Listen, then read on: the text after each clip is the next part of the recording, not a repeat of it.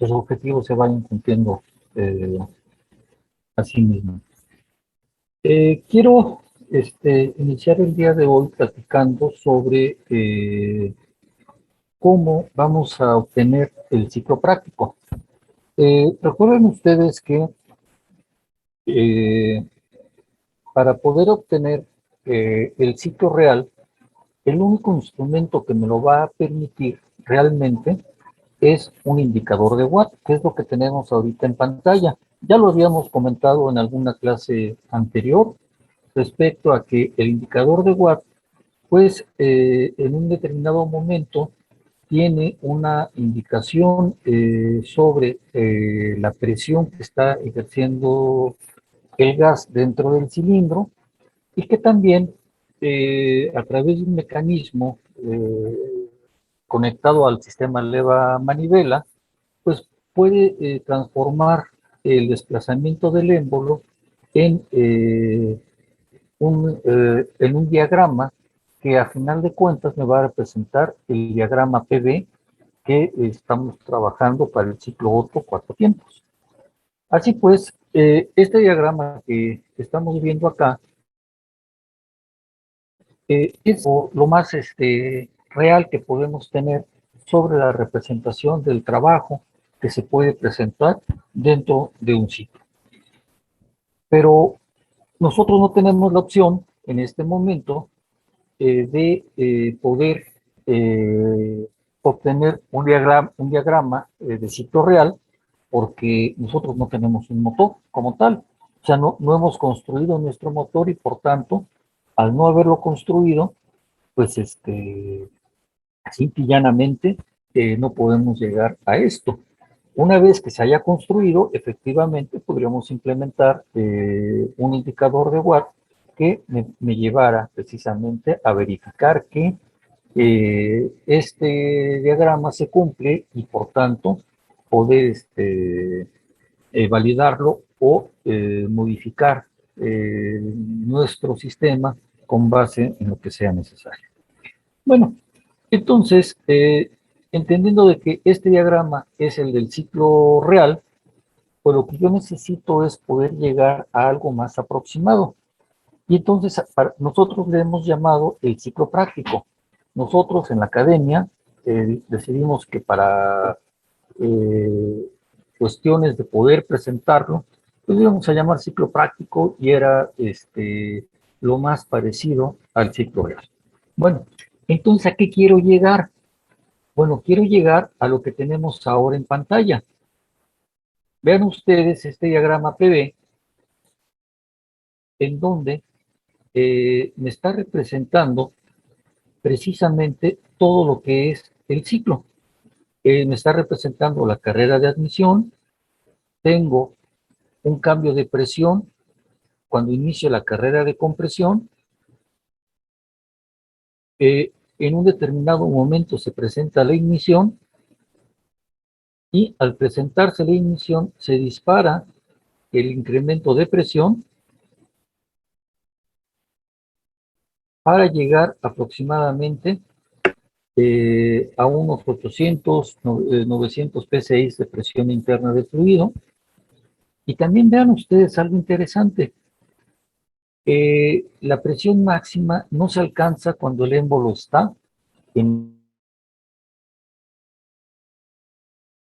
superior, lo que se alcanza algunos grados después. Esto, desafortunadamente, pues no hay una forma clara de demostrarlo, pero es lo que está sucediendo constantemente. Una vez que alcanzamos la presión máxima, se realiza la carrera de expansión y durante esta carrera, pues vamos pasando la mayor parte del trabajo que el gas generó se va transfiriendo hacia el émbolo hasta que se abre la válvula de escape.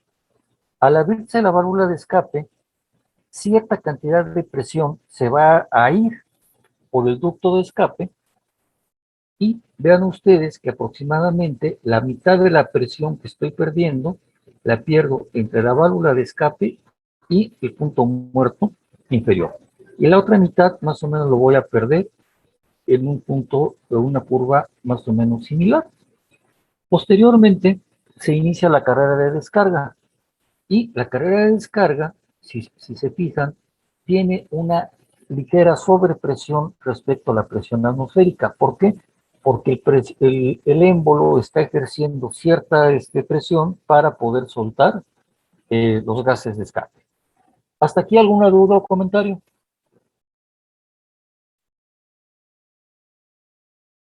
No, profe. Ah, gracias, Andrés. Bueno, ¿nadie más? No, profe. De acuerdo, gracias. Ay, no se vale, si tú acabas de entrar. Bueno. No, ya estoy aquí, profe. Bueno, pues. Ah, no fue Sergio quien me habló, pensé que había sido Héctor. Bueno, pues, entonces, si ya voy a llegar a este ciclo práctico, pues entonces tengo que encontrar una metodología relativamente sencilla que me permita llegar al ciclo práctico y que pueda yo, por tanto, hacer algo más o menos adecuado. Ahora, para poder llegar a este ciclo práctico, vean ustedes que tengo que definir algunos puntos importantes. Primeramente, vean ángulo de apertura de válvula de admisión, cierre de la válvula de admisión, ángulo de apertura de la válvula de escape, cierre de la válvula de escape, punto de ignición, punto de máxima presión y las presiones que se están alcanzando. Vean que estoy alcanzando los volúmenes, pero la presión que voy a estar alcanzando no es precisamente la presión máxima que estuve logrando en el ciclo teórico, sino me voy a quedar a un determinado nivel. Ahora, vamos pues entonces, como dicen en la Buenos Aires, vámonos por partes y vamos a empezar a revisar algunos aspectos. Entendamos también de que no vamos a poder tener el ciclo teórico porque pues tenemos fugas de presión, la combustión muchas veces es incompleta, existe una combustión progresiva, que quiere decir que la combustión se va realizando a cierta velocidad y por tanto a veces cuando se tiene la combustión como tal, ya el émbolo se ha desplazado cierta cantidad y por tanto la presión se empieza a perder.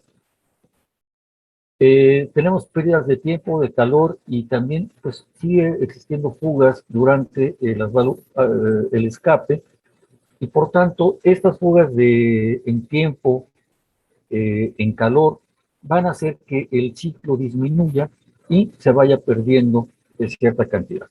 Entonces, para poder trazar el ciclo, se hacen una serie de consideraciones que son un tanto cuanto teóricas, prácticas, que van a llevarme a algo aproximado a lo que va a ser el ciclo.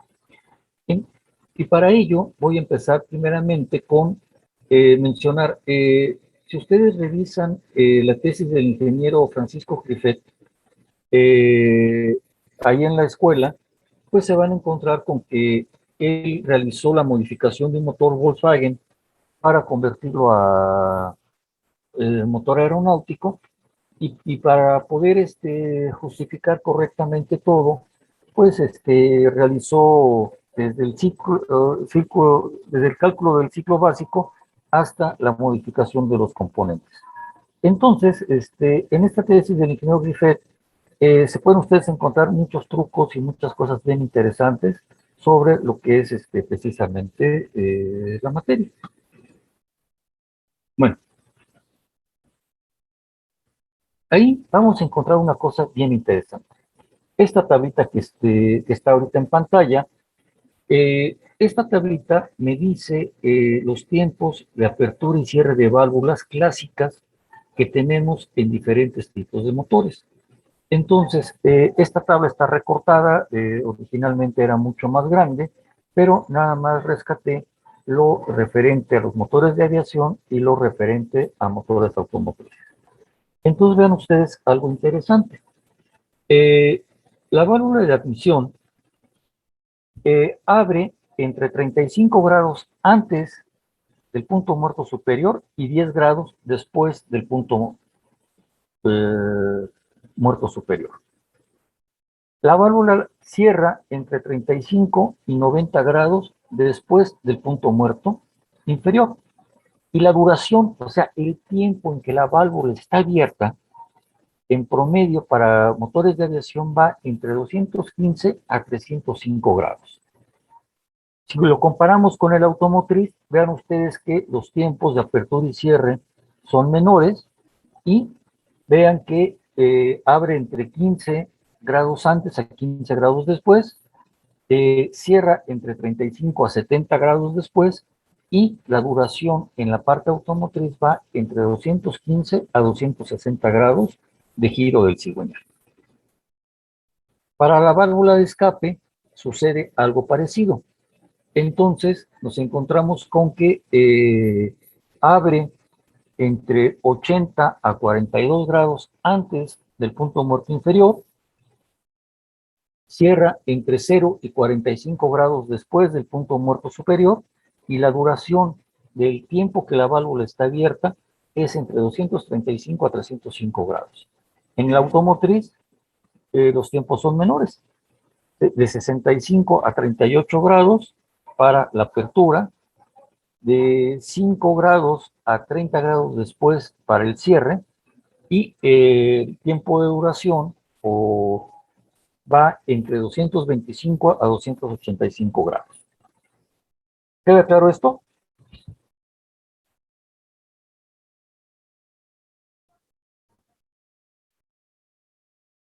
Bueno, entonces, ¿qué es lo que tienen ustedes que hacer?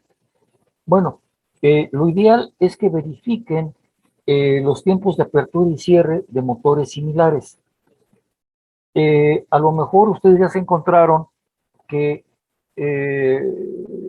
los datos técnicos de tal o cual motor y este motor les está diciendo cuántos grados está abriendo antes y cerrando después cada una de las válvulas. Verifiquen esos tiempos y en primera instancia sería lo que ustedes van a proponer como tiempos de apertura y cierre de válvulas. ¿Queda claro?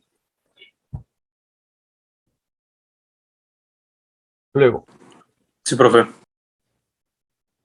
ya que tenemos eso, creo que es interesante ver que existe algo que se llama traslape. El traslape de válvulas es el tiempo en que las dos válvulas están abiertas. No están completamente abiertas en total, sino que existe un pequeño tiempo en donde la válvula de admisión empieza a abrir y la válvula de escape todavía no ha cerrado. Esto, ¿para qué sirve?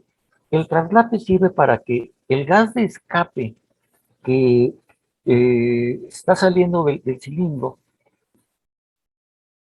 y que ha generado una gran velocidad, genera cierta cantidad de vacío. Ese vacío que está generando ayuda a que el gas de admisión pueda entrar.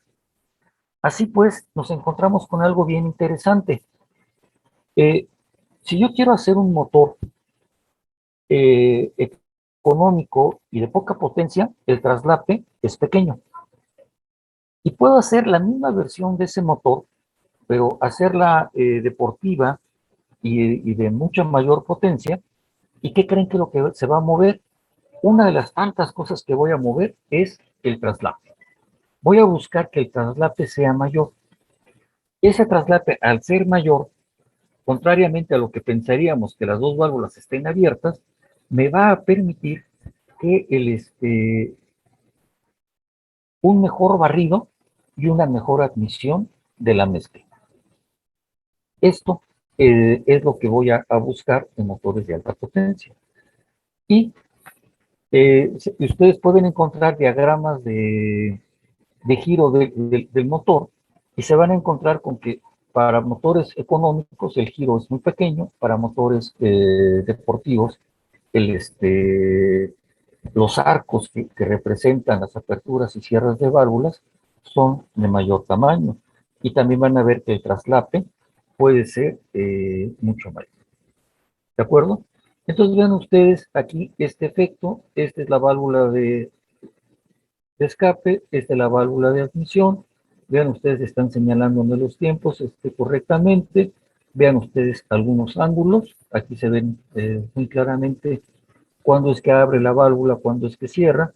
Y vean ustedes el movimiento pues de la propia válvula. ¿De acuerdo? ¿Alguna duda o comentario?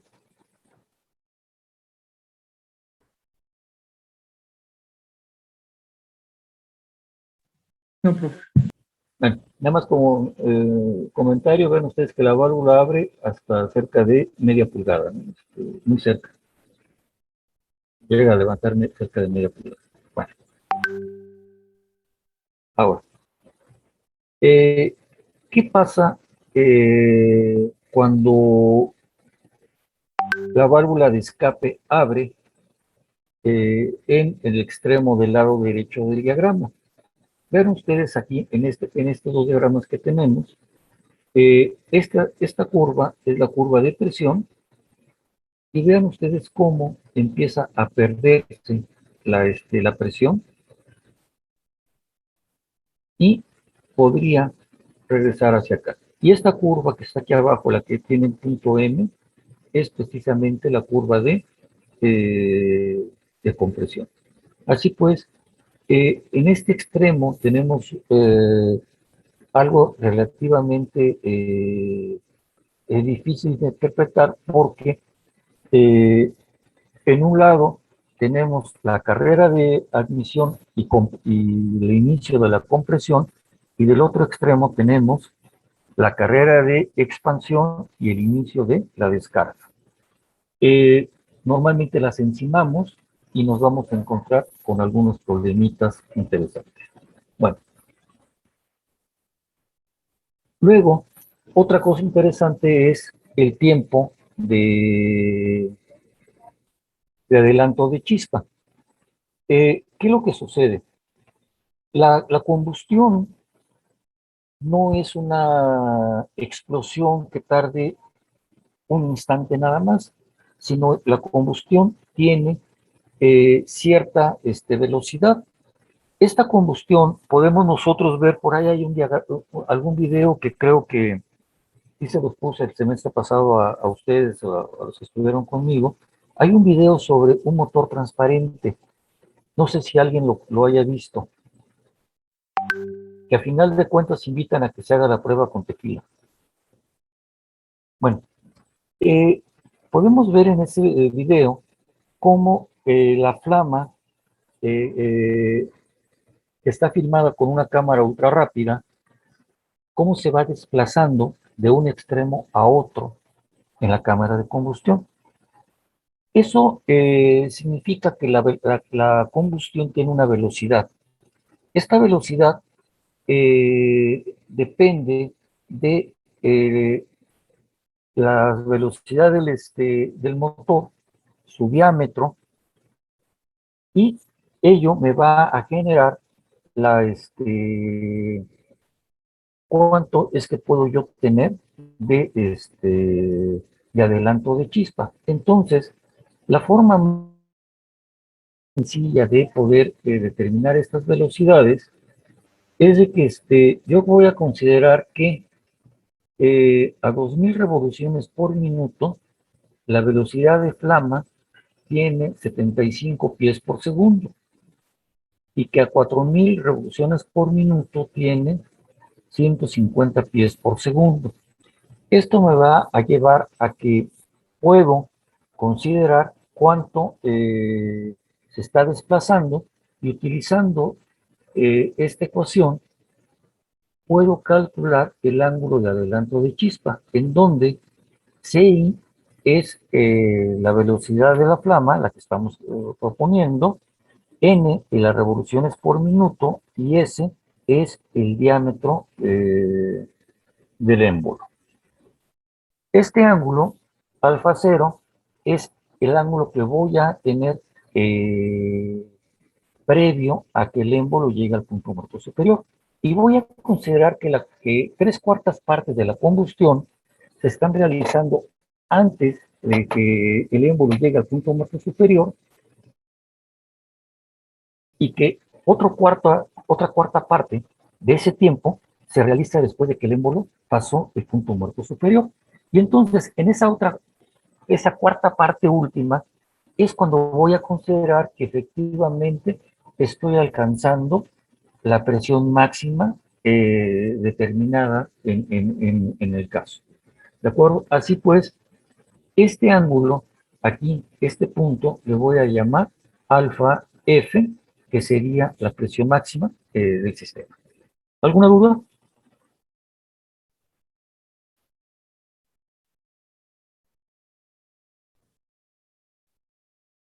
No, profe. ¿No? No, profe. Entonces vean ustedes, gracias Jesús, no vi quién habló, perdón. Sí, profe. Gracias Montserrat.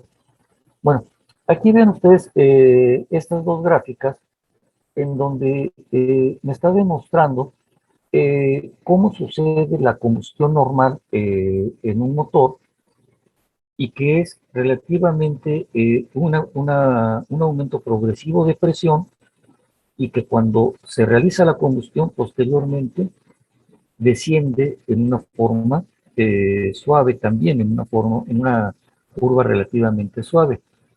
También acá estamos mostrando del lado derecho qué sucedería si existe la combustión y qué sucede si no existiera la combustión, que no hubiese chispa, ¿no? Ahora, en la gráfica de la izquierda me está hablando de la detonación. ¿Cuándo se produce detonación? Bueno, pues puede suceder que se produzca detonación por muchos factores. Muchos de estos factores son que tengo residuos de carbón en el cilindro. Estos residuos de carbón podrían provocar entonces que existieran falsas combustiones, porque estos residuos llegan a altas temperaturas y producen falsas combustiones. Otra cuestión que podría estar pasando es que la gasolina sea de baja calidad y alcanza una cierta temperatura y entonces empieza a tener una detonación como si fuese un motor diésel. Y eso puede llevar a que existan cierta cantidad de detonaciones. El problema con las detonaciones es de que aumentan mayormente la presión, sí, efectivamente, pero son grandes golpes que le están dando al sistema. Y al provocar estos golpes, estamos cargando las bielas o sobrecargando los sistemas y que podríamos en un determinado momento llegar a romper el motor. Así pues, la detonación no me conviene y por ello prefiero tener una combustión, aunque sea de menor presión, pero que sea uniforme. ¿De acuerdo? Bueno, ¿dudas hasta acá?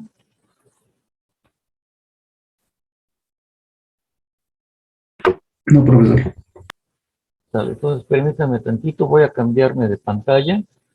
Eh, por ahí se pueden dar cuenta que estoy doblemente, así que en realidad es mi iPad. Y en seguridad, quiero compartir pantalla. Ya está. Compartir pantalla y comparto pizarra. Ahí está la pizarra. ¿De acuerdo? ¿Todos lo están viendo? Sí, profesor. De acuerdo. Entonces, recordarán ustedes que yo les pedí que hiciéramos un ciclo, un diagrama PV en una hoja grande que les decía yo que podría ser una A1 o algo por el estilo. Y les pedí que hicieran 3 escalas. La primera escala, que es la escala del ciclo que está en pies cúbicos. Luego les pedí que hicieran una escala aquí así nada más, que íbamos a llamar Q, que era el desplazamiento. Y por último, pedí que hicieran una escala que permitiera a la vez dividir angularmente el sistema. ¿De acuerdo? Y entonces, si divido aquí angularmente, yo puedo decir qué ángulo se está desplazando todo esto.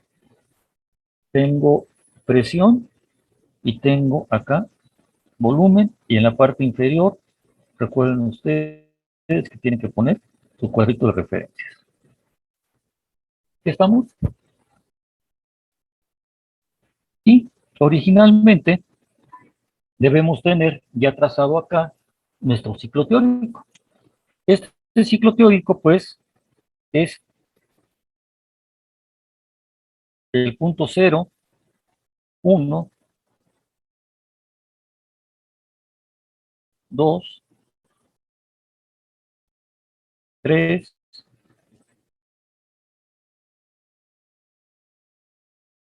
4, 5 y 6.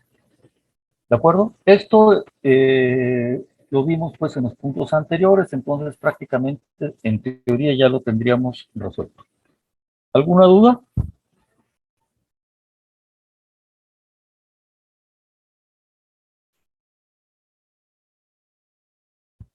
¿Nada? Bueno, No, profe, gracias. entonces, ¿qué es lo que vamos a hacer? Primeramente, voy a encontrar 0.7 veces la presión 3. Este valor de P3, ustedes ya lo conocen, este que estoy señalando, ya está dentro de mis cálculos, ¿no? Entonces, voy a buscar 0.7 P3 y voy a trazar una línea horizontal. Voy a buscar 0.5 veces presión 3 y también voy a trazar una línea horizontal. ¿De acuerdo? Luego voy a buscar 0.5 veces presión 4 y trazo una línea horizontal del lado derecho. ¿Va?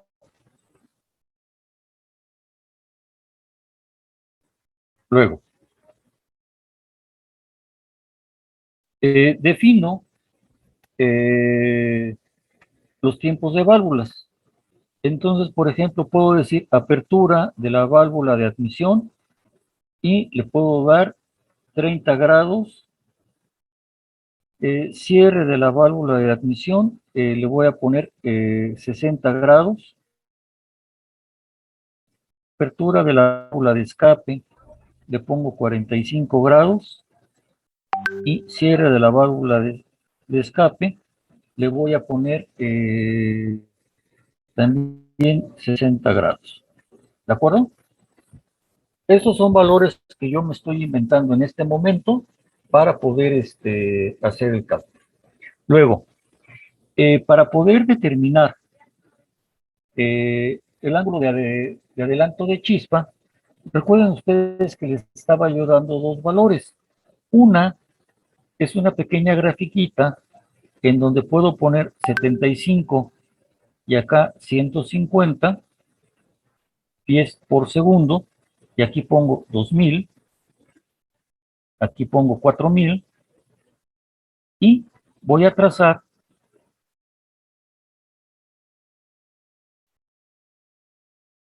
una línea que me representa la velocidad de flama. Buscan ustedes el número de revoluciones por minuto que tienen. Se me ocurre pensar que están trabajando a 3200 revoluciones, 3200, y entonces trazan una línea vertical, luego trazan una horizontal, y ya tendrían ustedes la velocidad de flama. supongamos que en un determinado momento me sale, no sé, 120 pies por segundo. Ese es el valor que yo me estoy inventando ahorita. Ustedes tienen que verificar el valor en un determinado momento. Utilizo la ecuación de alfa 0 igual a ¿cuánto era? 0.371 n s sobre ci, en donde este valor está aquí, y voy a encontrar un valor de alfa 0. Voy a suponer que alfa 0 me sale 25 grados. No, voy a poner 30 para que pueda yo graficar más fácilmente. Y entonces, toda la combustión dura 40 grados. Por tanto, alfa F va a ser 10 grados. ¿Queda claro? Sí, profe. Tal, gracias, Mon.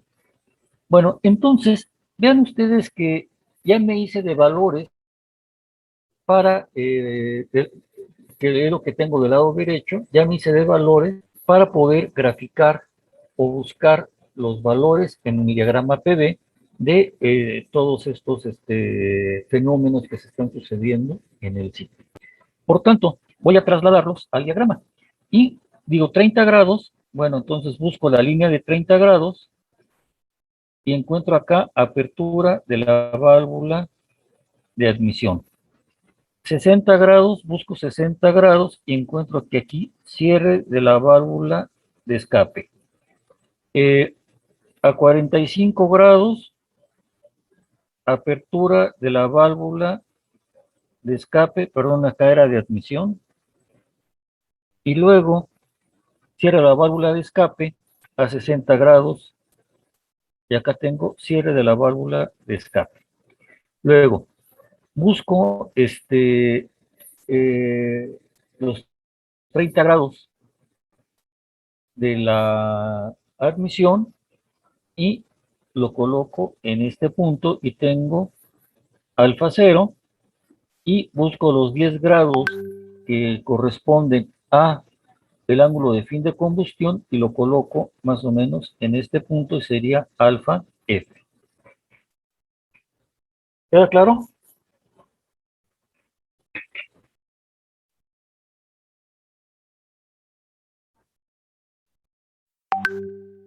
Bueno, supongo yo que sí, porque nadie me dice que sí o que no. Yo supongo lo que yo quiero. Sí, profe, más o menos. Sale pues. Ahora, luego me voy a, como ya soy muy truculento, me voy a hacer dos líneas que me van a ayudar para poder encontrar una curva que voy a requerir. Entonces, más o menos a 5 PSI de diferencia en el punto muerto eh, inferior, voy a trazar una línea paralela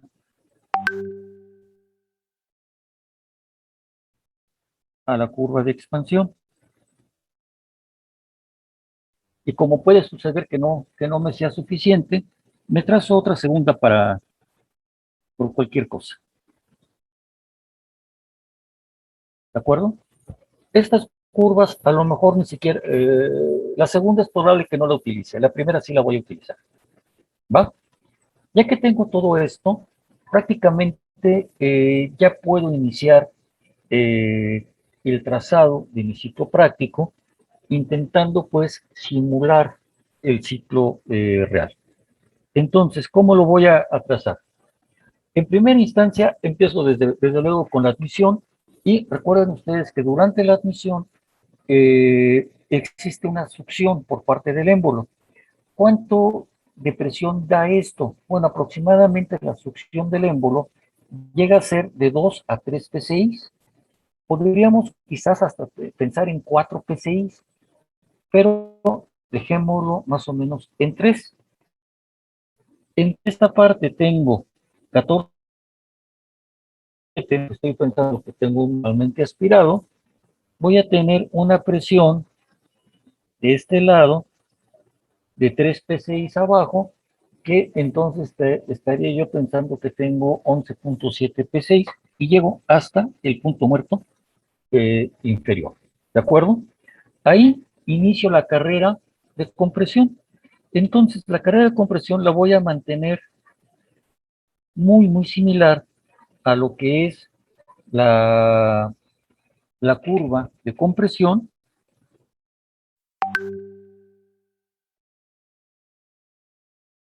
pero aquí en donde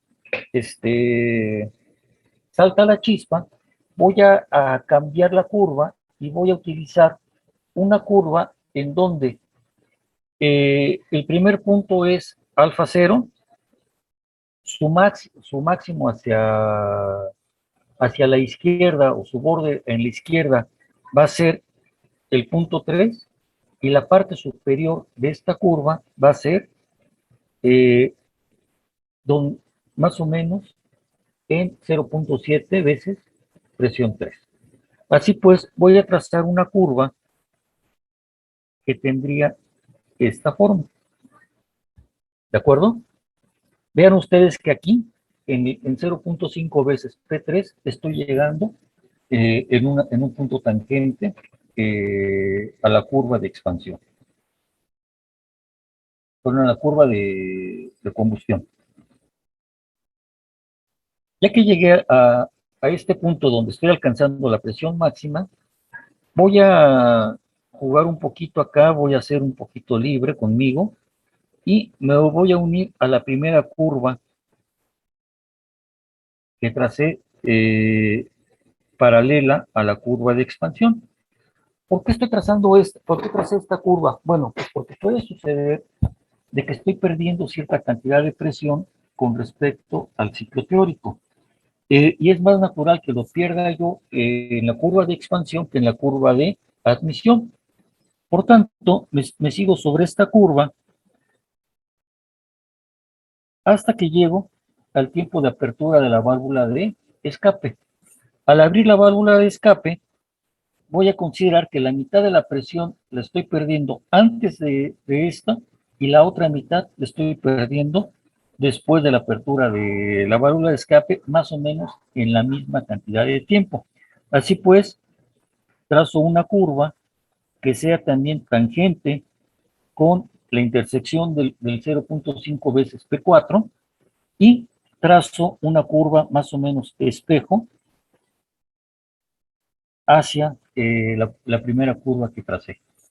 Posteriormente, después de la apertura de la válvula de escape, voy a considerar que tengo una ligera presión encima de la presión atmosférica hasta que llego al punto muerto eh, superior. ¿De acuerdo?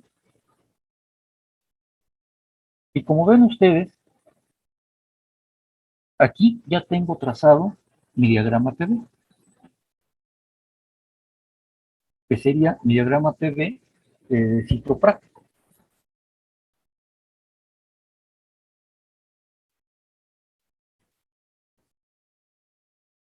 ¿Cómo la ven?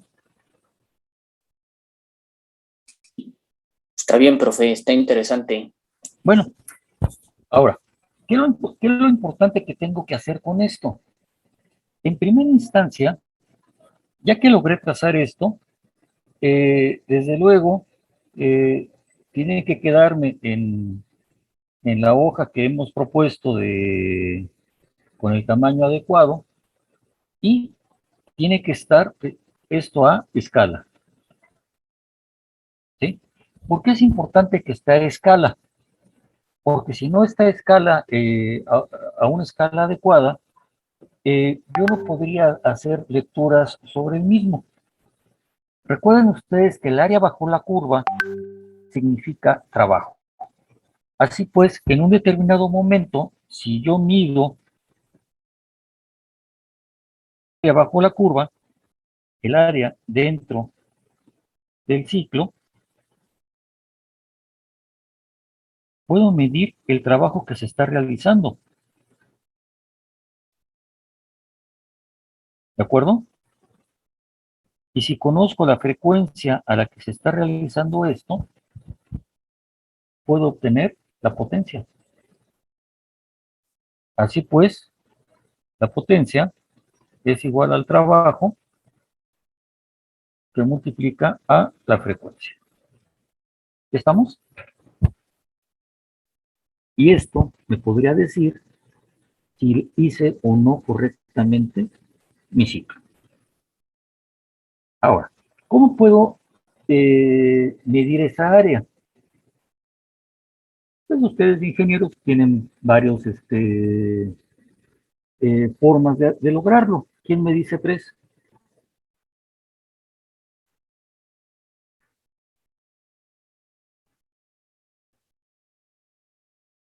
¿Nadie me puede decir tres métodos para medir áreas? Integrando.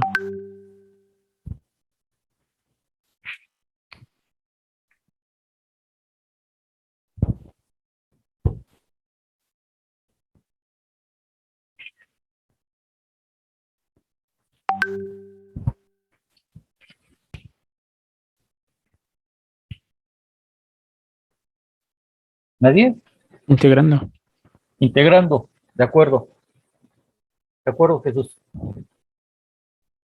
Entonces, para poder integrar, necesito que Una función. Pero se necesitan las funciones, ¿no, profesor? la función, ¿sí? Pero, ¿y si no tengo la función? ¿Cómo puedo integrar? Entonces, la integral, ¿sí? Acuérdense ustedes que significa suma. Entonces, ¿qué es lo que tengo que integrar? Pues hacer una sumatoria de áreas. ¿Puedo borrar este diagrama?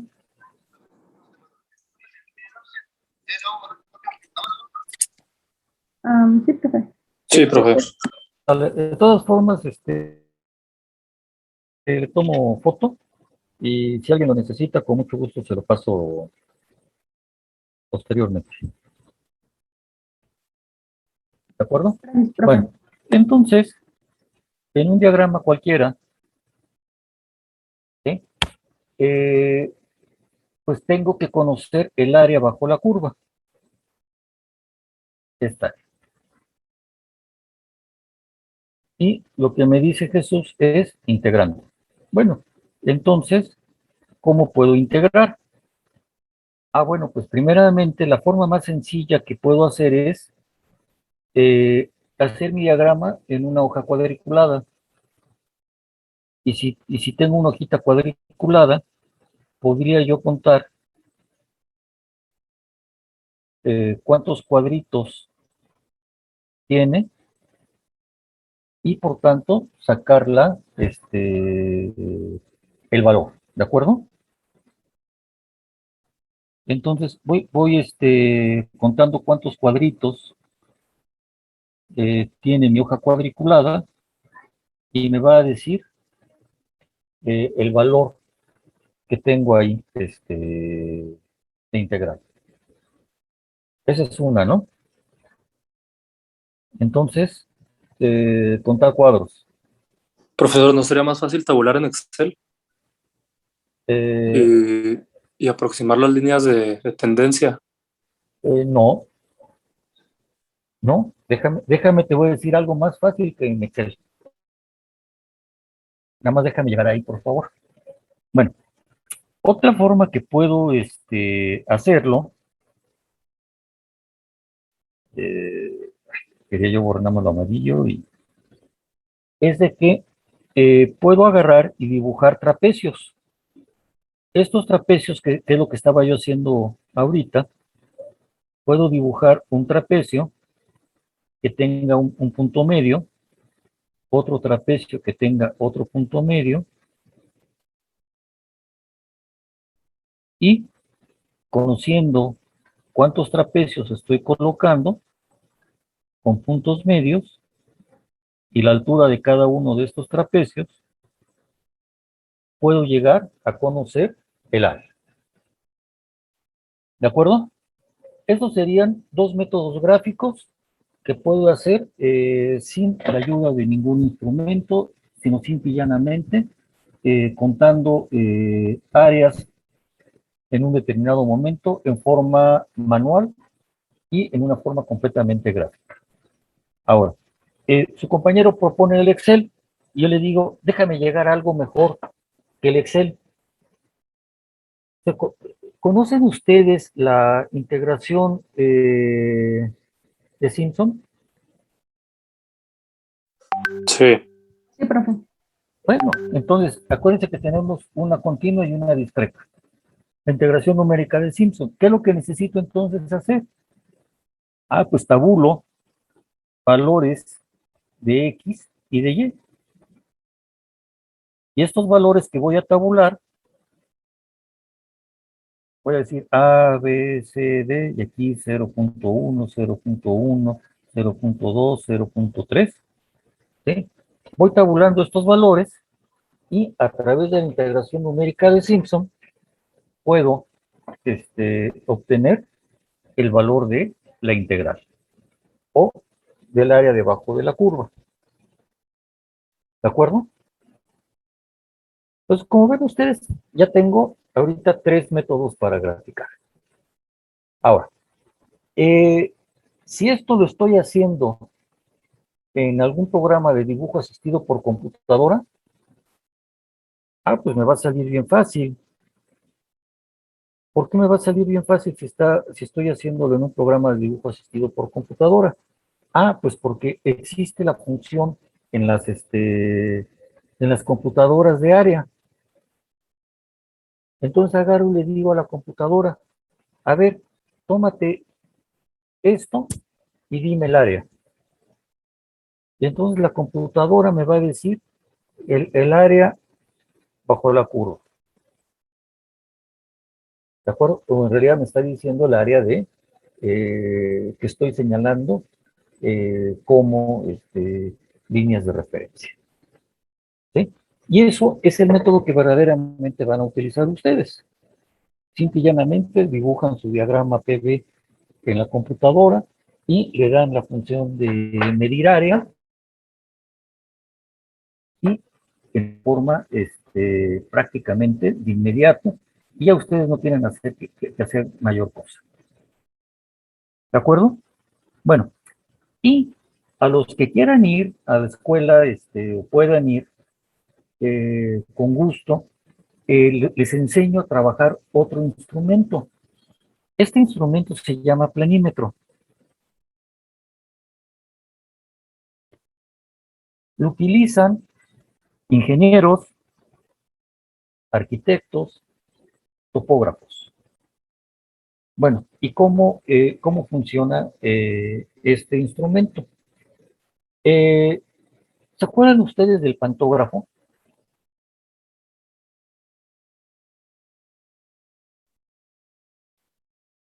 El pantógrafo, el que me sirve para copiar un dibujo de otro, que son Sí. prácticamente una serie de regletas. ¿Sí? Sí, profe. En la primaria más o menos ustedes lo aprendieron a usar, aunque como ya son chicos computacionales, creo que era más fácil darle el copy-paste, ¿no? Pero en fin, el pantógrafo me permitía que si yo tenía un dibujo como el que tengo aquí ahorita, ir siguiéndolo, ir siguiendo el dibujo, me iba produciendo una copia del mismo, gracias a mi juego de regletas. ¿Por qué? Porque tenía yo una regleta que movía otra e iba yo haciendo ese mismo trazo. ¿Sí estamos? Bueno, ahora voy a utilizar, imagínense ustedes que en lugar de tener una segunda regleta, voy a tener una regla, perdón,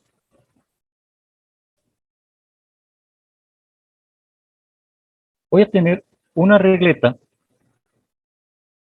que va a ir siguiendo la curva. Esta regleta va a estar conectada mecánicamente a una carátula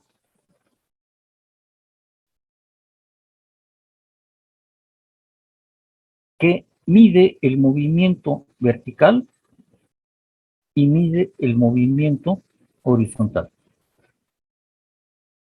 ¿De acuerdo?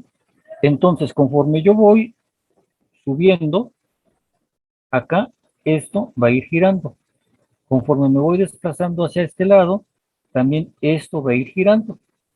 Y entonces puedo agarrar y trazar todo esto. Aquí, desde luego, como estoy descendiendo, va a ir contando en sentido opuesto.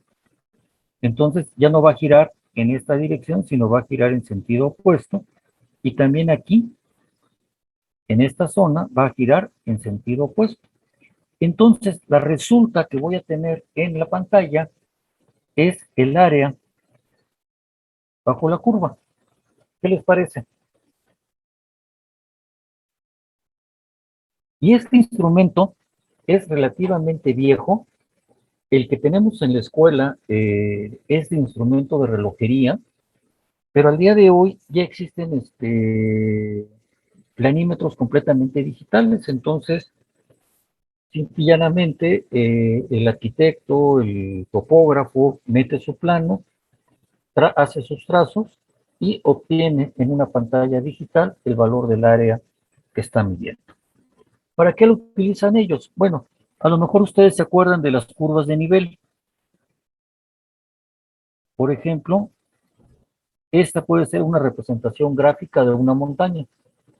Entonces, si yo quiero conocer qué superficie de la montaña está arriba de 3.000 metros, busco la curva de nivel de 3.000 metros y simple y llanamente con el planímetro mido esto y puedo obtener la superficie. Para un arquitecto, pues puede suceder que tiene el plano de una casa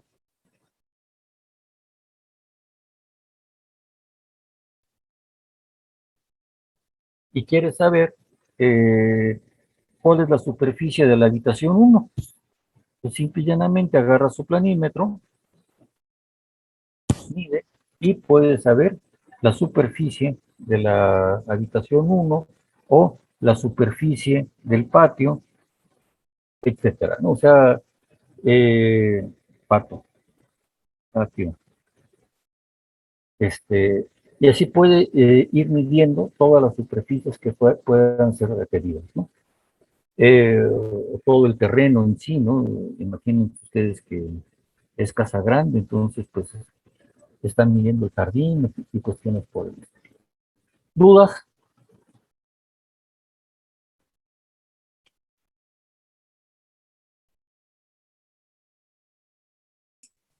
No, profe. No, profe. ¿No? Bueno, entonces permítanme, de todas formas salvo la pantalla, permítanme borrar. Ahora, una vez que yo ya calculé el área, digamos que tengo mi ciclo y pues digamos que tengo acá el frijolito, ¿de acuerdo? Y este es mi ciclo teórico, PB, pero mi ciclo práctico. Voy a calcular del área. Bueno, recuerden ustedes que esto tiene que estar a escala. Entonces, yo voy a decir, por ejemplo, para Y, 1 centímetro en Y es igual a 20 SI. ¿De acuerdo? Luego, para X, voy a decir que 1 centímetro en X es igual a, como trabajando en pies cúbicos hasta ahorita, 1 centímetro en X es igual a 0.2 pies cúbicos. ¿De acuerdo? Entonces, 1 centímetro cuadrado, ¿cuánto sería? 1 centímetro cuadrado sería igual a 1 centímetro en Y por 1 centímetro en X, que sería igual a ¿qué? A 20 PCI por 0.2 pie cúbico, es decir,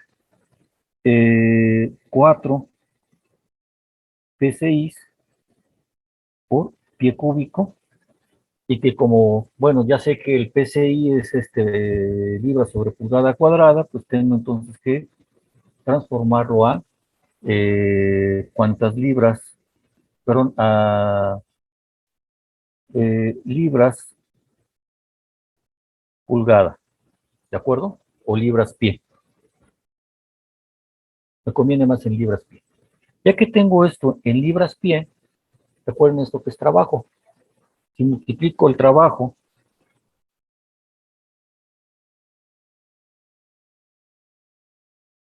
este es trabajo, y el trabajo multiplicado por la frecuencia me va a dar la potencia. ¿Qué potencia me estaría dando?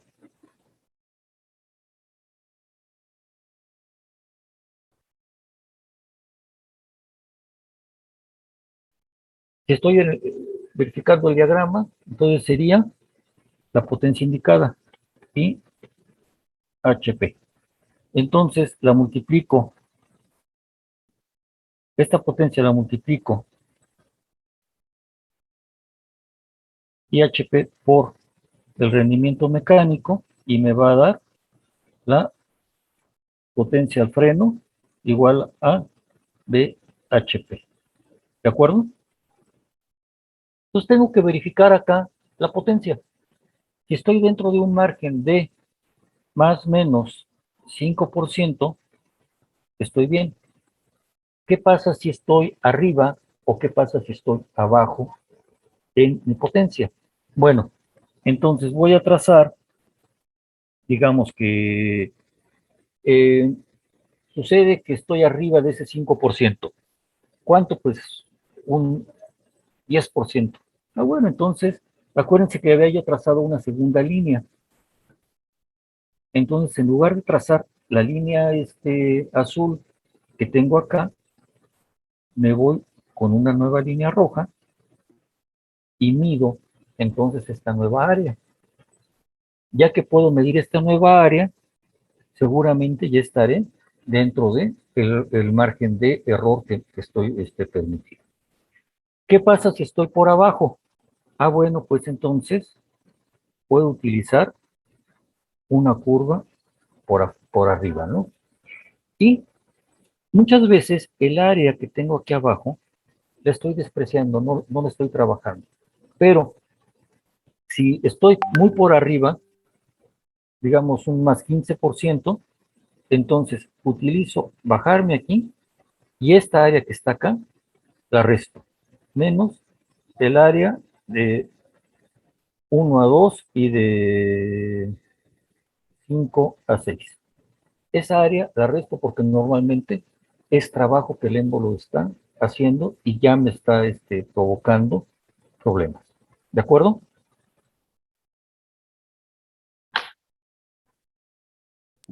Sí, profe. ¿Dudas? No, No me la creo, ¿eh? Qué buena clase estoy dando el día de hoy. Un tema, No solo hoy, profe. ¿eh? Un tema que todo el mundo Que me no pregunta. solo hoy, profe. Ah, gracias, Ricardo. Gracias por el cebollazo. Gracias. Digo, un tema que siempre me preguntan y que al rato tengo que volverlo a explicar. Y lo explico 2, 3 veces. El día de hoy me salió a la primera, no me la creo. Bueno, en fin. Ya en la práctica, profe, salen las dudas. Sale, pues entonces, sí, ya, efectivamente. También dice Jesús que cuando les toque hacerlo van a salir las dudas, ¿no? Bueno, entonces nada más para terminar acá, déjenme compartir pantalla.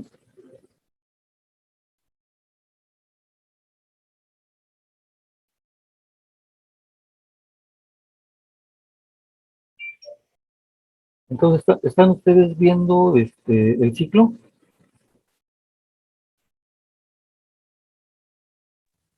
Sí, profe. Sí.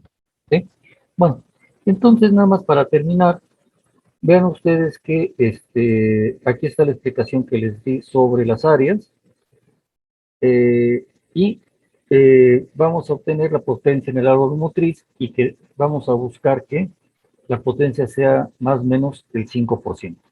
Si lo logran, pues bravo, qué bueno que lo lograron en la primera. Casi siempre se logra en la primera o la segunda iteración. Van a ver ustedes que ya es muy preciso esto. ¿Y qué importancia tiene a final de cuentas todo esto? Bueno, la importancia que tiene es que vean ustedes que ya tengo un ciclo práctico en donde conozco presiones y los puntos en donde está el émbolo.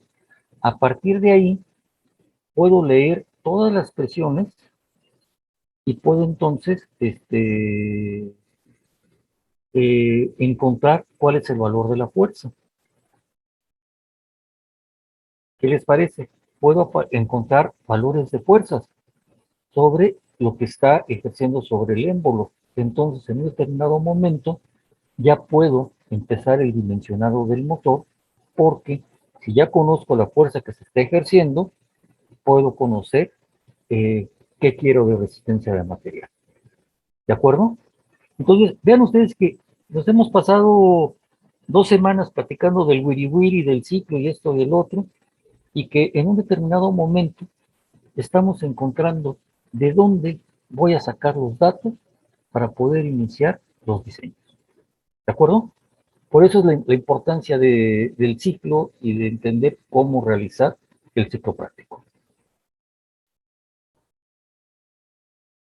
¿Sale? ¿Dudas, comentarios?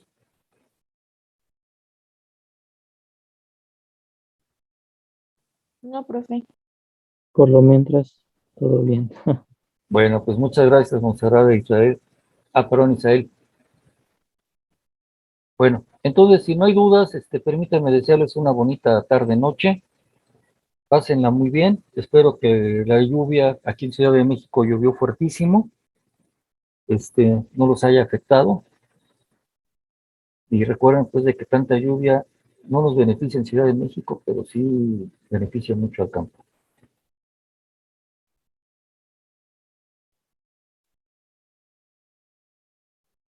Vale, pues. Entonces, Muchas gracias, profe. bonita noche. Cuídense, gracias. Hasta luego, profe. Igualmente, Gracias. Gracias, profe.